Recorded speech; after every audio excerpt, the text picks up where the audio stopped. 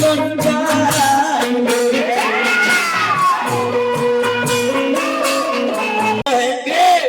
एगो कलिया नाम कैसन बुर्बक रहे चाचा जी कि जौन डाल पर बैठल रहे आ उहे डाल के काटत रहे आ राही नीचे से जाए तो कलिया क्या कहे कि हट जाइए हो न तो डाल काटत नहीं आ पूरा कट जाए तो तारा मुड़िए पर गिर जाए। वो कलिया के ही खुद पता न रहे कि जौन डाल पर बैठल बनी आ उहे डाल के काटत नहीं, लेकिन माई के दया हो गई तो कभी कालिदास हो गई। हेलो खिसियाल बैठल हो कि भैया नहीं सब अपने लड़का है सब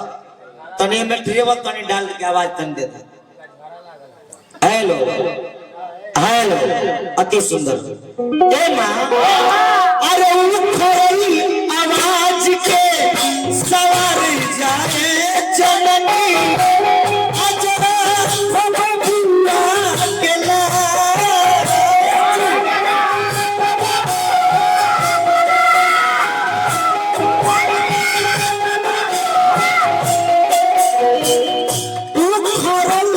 आवाज के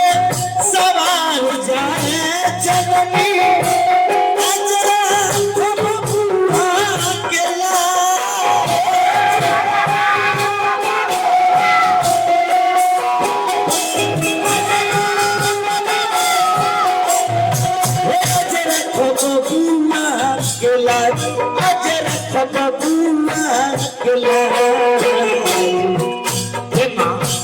जैसे नैया सनेगी के मार लगा दो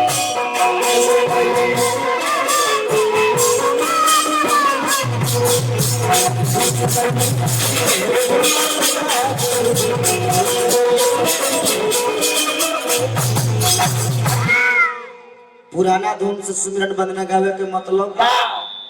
कि जितना भी जुटल बनी गार्जियन लोग जुटल बनी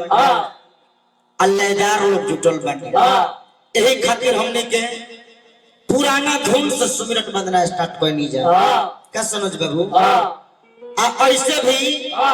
पहले के गीत संगीत में